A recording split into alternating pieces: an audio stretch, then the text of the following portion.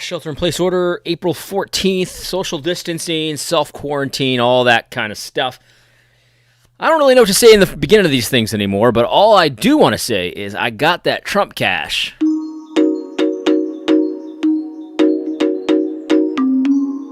I got that Trump cash. I got that Trump cash. I don't know, man. Socialism is feeling pretty good this morning.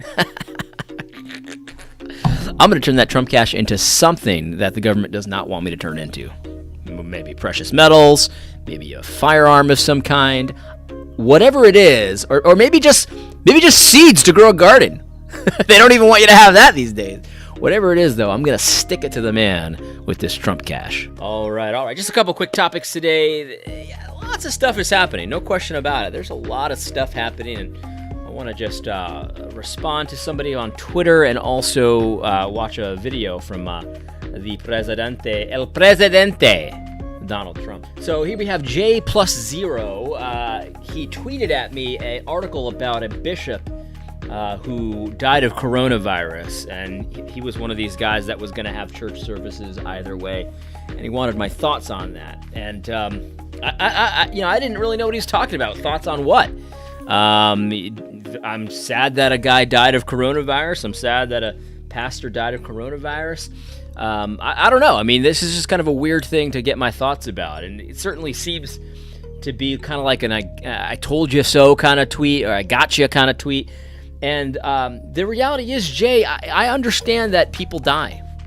You know what I mean? I understand that sometimes people die. I'm starting to wonder how many of us actually believe that people died in the past. I mean, this is part of life. People live, and then they get sick, and then they die. That's just part of it. So I asked him, what do you want me to comment on? And then he said, well, this is not a gotcha tweet. You're one of those that said that churches should be meeting right now, and so I wanted to get your take. And so, Jay, with all due respect, I'm going to respond directly to you. You have never, ever heard me say churches should be meeting right now. In fact, I've only said the opposite. Churches should make their own decisions for their own context. If their certain context means that maybe, for the love of their congregation, they shouldn't meet, they should be okay doing that. If they want to still meet based on their context, depending on how many old people you have, how big your congregation is, how at risk your congregation is, all of these need to factor into your decisions. I support churches that are meeting, and I support churches that aren't meeting. My church isn't meeting, and I've said many, many times that I supported my pastor's decision, my elder's decision to not meet. So, Jay, I don't know if you heard from somebody else that I'm one of these guys that said churches should definitely meet, or if you just think that or assume that. I've never said that. I've never said that, not one time. I said that churches should have that decision and make that decision that makes the most sense for their particular context. The only thing I have said is that governments do not have the authority to cancel church on Sunday. And I stand by it. I just can't imagine where they would get that authority. If the government has the authority to cancel church or not, depending on what they think is in the best interest of public health, then the church has no authority of its own, because you can pretend like the church has authority, but if the government can say, it's too dangerous to meet, then the church has no authority at all. None.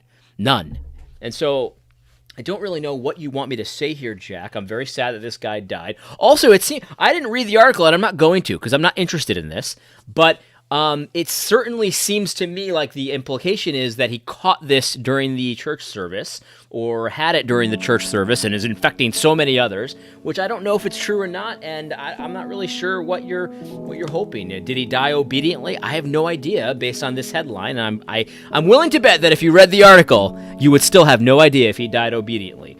Yeah, the other option you give me is he put his congregation and family at unnecessary risk. Well, unnecessary to who? This is the other thing, Jack. Unnecessary risk. Who gets to decide what's necessary and unnecessary?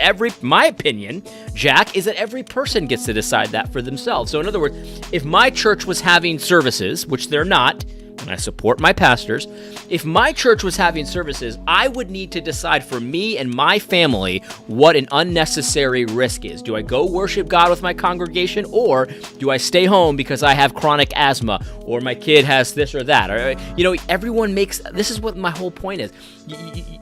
people make it seem like if you're against the government deciding for you about this, then you're just all about chaos. And I am not about chaos. I am not about anarchy. What I am about, though, is people staying in their lane. Government, stay in your lane, and I'll stay in mine. And I'll make that decision if it makes sense for us to go to church. By the way, before coronavirus, we all did this all the time. For example, when my family is sick with a cold or a flu or stuff like that, guess what I did? No one needed to tell me what to do. Guess what I did when it came to be the Lord's Day? Sometimes we wouldn't go. Sometimes I would go because I was well, and my kids wouldn't go because they were sick, or my wife was sick, or things like that. We already make these decisions every single day before coronavirus, so why now, with coronavirus, do we give up our authority and say, well, daddy government, tell me what to do? This is not complicated, guys. This is not complicated. Who gets to decide whether a risk is unnecessary? Look, everything we do every single day is a cost-benefit analysis. We balance the benefits of doing something against the risk of doing something. The last time you walked up the stairs, gentlemen, you balanced the risk of falling down the stairs and breaking your neck against the benefit of going up the stairs to do whatever it is you were going to do.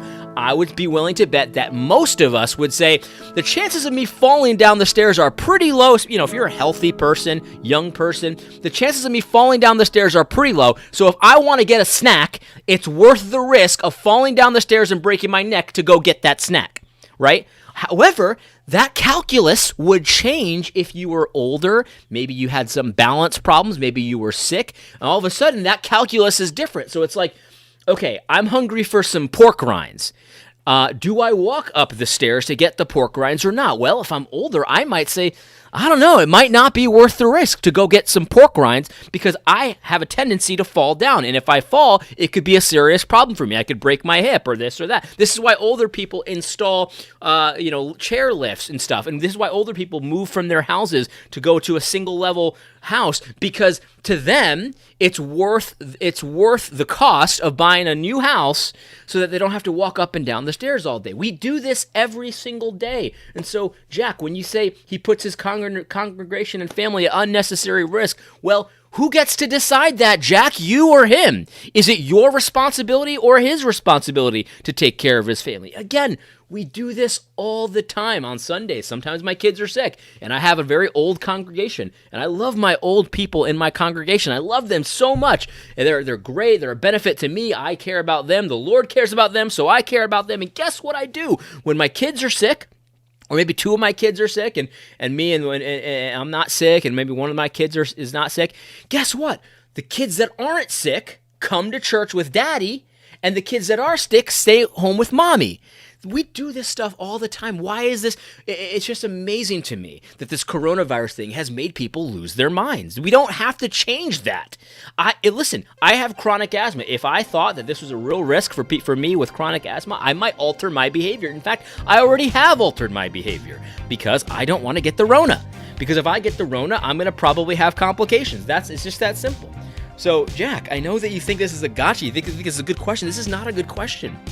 All this shows is that there's a fear in you that robs you of your intelligence, because in a normal circumstance, you would know the answer to this. You don't get to decide for Bishop Gerald Glenn if it's an unnecessary risk or not. You decide for yourself and your family. You don't get to tell me what to do, what's an unnecessary risk or not. Someone might say, well, hey, Adam, you're driving on the highway at 65 miles an hour with your family is an unnecessary risk. And I'm like, who gets to, I get to decide that. Why don't you mind your own business? Thank you very much. Number 3 says, perhaps people who want to gather should first see if they are healthy enough, etc. Yeah, that's the answer. Everyone stay in their lane. Government, you stay in your lane. Church, you stay in your lane, and I'll stay in my lane. God gives me certain authorities over my family that he does not give to you, Jack, or my pastors, or the government.